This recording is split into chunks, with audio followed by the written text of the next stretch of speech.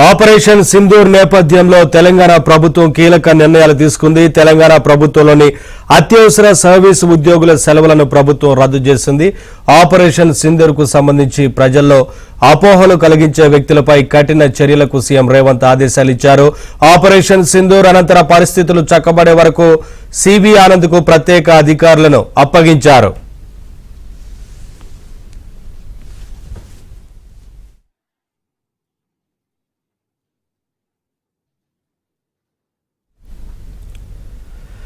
ఇదే అంశానికి సంబంధించి మరింత సమాచారం మా ప్రతినిధి నరసింహరావు అడిగి తెలుసుకుందాం. నరసింహరావు. ఎస్ నవీన్, ఆపరేషన్ సింధూర్ నేపథ్యంలో తెలంగాణ రాష్ట్ర ముఖ్యమంత్రి రేవంత్ రెడ్డి ఈరోజు పోలీస్ కమాండ్ కంట్రోల్ సెంటర్లో కీలకమైనటువంటి అత్యవసర సమావేశాన్ని నిర్వహించారు. ఇటు దీనికి పోలీస్ బాస్లతో పాటుగా డీజీపీ అదేవిధంగా కమిషనర్లతో పాటుగా ఇటు ఆర్మీకి సంబంధించినటువంటి అధికారులు కూడా ఈ సమావేశానికి హాజరయ్యారు. ఈ సమావేశంలో పలు కీలకమైనటువంటి నిర్ణయాలని ముఖ్యమంత్రి రేవంత్ రెడ్డి తీసుకున్నారు, అధికారులను ఆదేశించారు. ముఖ్యంగా ఈ తదనంతర పరిణామాలు ఆపరేషన్ సింధూరు తదనంతర పరిస్థితుల్లో చక్కబడేంత వరకు కూడా అప్రమత్తంగా ఉండాలి, ప్రజల్ని ఎప్పుడు అప్రమత్తంగా ఉంచాలి, అధికారులంతా కూడా అప్రమత్తంగా ఉండాలి, ప్రజల రక్షణ విషయంలో ఎప్పుడు అప్రమత్తంగా వ్యవహరించాలి అని చెప్పి కీలకమైనటువంటి ఆదేశాలు జారీ చేశారు. సో ఈ నేపథ్యంలో అధికారులు అత్యవసర సేవలు అందించేటువంటి అధికారులకు సంబంధించినటువంటి సెలవులన్నింటినీ కూడా రద్దు చేశారు. అధికారులంతా కూడా పరిస్థితులు చక్కబడేంత వరకు కూడా సెలవులు రద్దు చేసుకుని అందరూ అందుబాటులో ఉండాలి, విధుల్లో ఉండాలనేటువంటి మాటని ఆదేశాలని ఇచ్చారు ముఖ్యమంత్రి రేవంత్ రెడ్డి. దాంతోపాటుగా ఇటు మంత్రులు కూడా అందరూ అందుబాటులో ఉండాలి, ఎవరైనా విదేశీ పర్యటనలు పెట్టుకున్నట్లయితే విదేశీ పర్యటనలు కూడా రద్దు చేసుకొని ఎప్పుడు ప్రజలకు అందుబాటులో ఉండాలి, పరిస్థితుల్ని ఎప్పటికప్పుడు కూడా సమీక్షించుకొని ముందుకు వెళ్ళాలి అనేటువంటి ఆదేశాలు ఇచ్చారు. అందులో ప్రధానంగా ఇప్పుడు ప్రస్తుతం ఒక యుద్ధ వాతావరణం నెలకొని ఉన్నటువంటి నేపథ్యంలో మనమంతా ఒక్కటే అనేటువంటి ఒక నినాదాన్ని ఇవ్వాల్సినటువంటి అవసరం ఉంది. అంతేకాకుండా భారత సైన్యానికి సంఘీభావంగా అండగా నిలవాల్సినటువంటి అవసరం కూడా ఎంతైనా ఉంది. కాబట్టి భారత సైనికులకి ఆర్మీకి సపోర్ట్గా సంఘీభావంగా ఒక ర్యాలీని నిర్వహించాలని చెప్పి కూడా ఈరోజు సమావేశంలో కీలక నిర్ణయాన్ని తీసుకున్నారు. అందులో భాగంగా రేపు సాయంత్రం సచివాలయం నుంచి నక్లెస్ రోడ్డు వరకు భారత సైనికులకి మద్దతుగా సంఘీభావంగా ఒక భారీ ర్యాలీని నిర్వహించబోతా ఉన్నారు. అందులో స్వయంగా ముఖ్యమంత్రి రేవంత్ రెడ్డితో పాటుగా మంత్రులు, ఎమ్మెల్యేలు, అధికారులు, ప్రజాప్రతినిధులంతా కూడా ఈ ర్యాలీకి పార్టీలకు అతీతంగా హాజరు కావాలని కూడా పిలుపునిచ్చారు. ఎందుకంటే ఇది రాజకీయాలు చేసేటువంటి సమయం కాదు, ఈ సమయంలో అందరము ఒకటే అనేటువంటి ఒక మెసేజ్ని ఇవ్వాల్సినటువంటి అవసరం ఉంది. కాబట్టి పార్టీలకు అతీతంగా రేపు సాయంత్రం చేసేటువంటి ఈ ర్యాలీకి అందరూ కూడా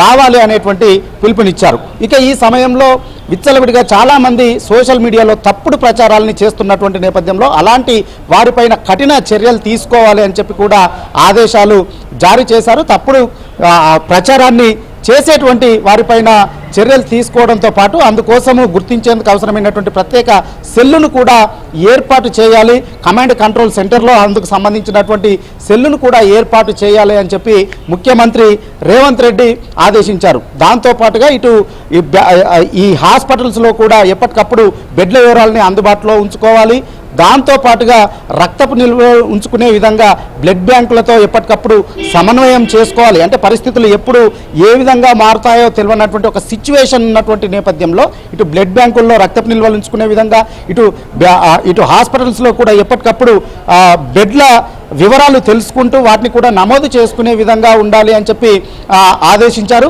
దాంతోపాటుగా ఈ పరిణామాలపైన ఎవరు పడితే ఏది మాట్లాడితే అది బయటికి వెళ్లకుండా అధికారిక సమాచారం అందించడం కోసము ప్రత్యేక అధికారిగా సివి ఆనంద్ను నియమించారు పరిస్థితులు చక్కబడేంత వరకు. సో ఆయన చెప్పేటువంటి సమాచారమే అధికారిక సమాచారము, ఎవరు చెప్పేది కూడా నమ్మకూడదు అనేటువంటి మాటని ప్రజలకు చెప్పారు.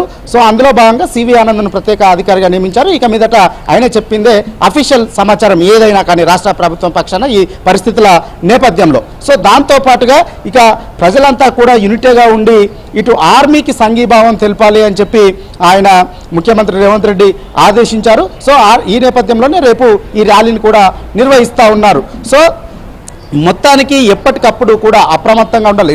అందులో భాగంగా ఈ రోజు సాయంత్రం 4 గంటలకి మాక్ డ్రిల్ కూడా నిర్వహిస్తున్నారు. విపత్కర పరిస్థితులు వచ్చినా, ఏదైనా యుద్ధ వాతావరణం వచ్చినా కానీ ఇందులో పాకిస్తాన్ టార్గెటెడ్గా ఉన్నటువంటి ప్రాంతాల్లో హైదరాబాద్ కూడా ఉన్నటువంటి నేపథ్యంలో ఇక్కడ అలాంటి పరిస్థితులు కనుక సంభవిస్తే ముందు జాగ్రత్త చర్యలుగా ప్రజలకి ఒక రక్షణాపరమైనటువంటి అవగాహన కల్పించాలి.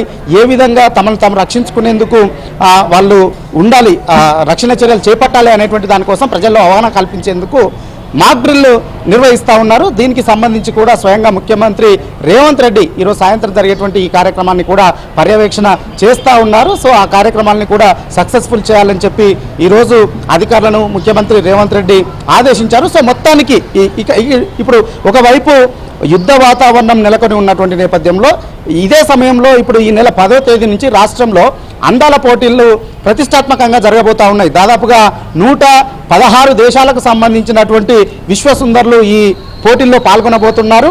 దాదాపుగా ఇప్పటికే 60-70 దేశాలకు సంబంధించినటువంటి మిస్ వరల్డ్ కంటెస్టెంట్లు హైదరాబాద్కు చేరుకున్నారు. దాంతోపాటుగా ఈరోజు మరొక 70 మంది కూడా చేరుకోబోతున్నారు. ఈ నెల 10 నుంచి ఈ పోటీలు ప్రారంభం కాబోతున్నాయి. తెలంగాణ రాష్ట్ర ప్రభుత్వం కూడా దీన్ని ఎంతో ప్రతిష్టాత్మకంగా తీసుకొని ఆ ఏర్పాట్లను చేసింది. సో ఇప్పుడు ప్రపంచమంతా కూడా దాదాపుగా 120 దేశాల్లో ఇందులో పాల్గొంటున్నాయి. 150 దేశాల్లో ఇందుకు సంబంధించి ప్రత్యక్ష ప్రసారం కూడా చేయబోతున్నారు. అంటే ప్రపంచమంతా కూడా ఒకవైపు ఈ పోటీల వైపు, తెలంగాణ వైపు, పోటీల నేపథ్యంలో తెలంగాణ వైపు కూడా చూస్తుంది. కాబట్టి ఇప్పుడు విదేశాల నుంచి వచ్చినటువంటి వారికి తగినటువంటి భద్రత కూడా కల్పించాల్సినటువంటి అవసరం ఉంది.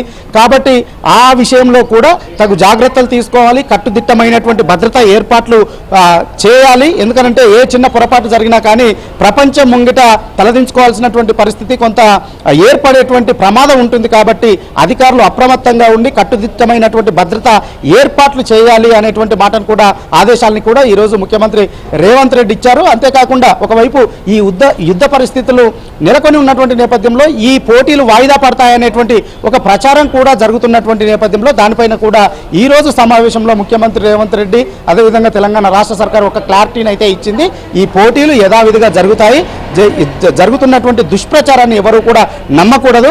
అయితే ఈ పోటీల విషయంలో కూడా ఒక నెగిటివ్ ప్రచారాన్ని చేస్తూ ఉన్నారు. కానీ ఇది తెలంగాణ రాష్ట్ర ఇమేజ్ని విశ్వవ్యాప్తం చేసుకోవడం కోసము, అదేవిధంగా తెలంగాణ రాష్ట్రాన్ని ప్రమోట్ చేసుకోవడం కోసము, తెలంగాణ టూరిజాన్ని ప్రమోట్ చేసుకోవడం కోసము, పెట్టుబడుల్ని ఆకర్షించుకోవడం కోసం కూడా ఇదొక సాధనంగా ఉపయోగించుకోవాలని చెప్పి భావిస్తున్నాం. కాబట్టి దీనిపైన జరుగుతున్నటువంటి దుష్ప్రచారాన్ని ఎవరు నమ్మొద్దు, యథావిధిగా ఇవన్నీ కూడా జరుగుతాయని చెప్తున్నారు. సో మొత్తానికి ఓవరాల్గా ఇప్పుడున్నటువంటి పరిస్థితుల నేపథ్యంలో ఇటు ప్రజల్ని రక్షించుకుంటూనే అటు దేశ సైనికులకి అండగా నిలుస్తూ మరొక వైపు ఈ పోటీలు జరుగుతున్నటువంటి నేపథ్యంలో ఈ పోటీలకు కూడా కట్టుదిట్టమైనటువంటి భద్రతా ఏర్పాట్లు చేసుకొని తామంతా కూడా ముందుకు వెళ్ళాలి.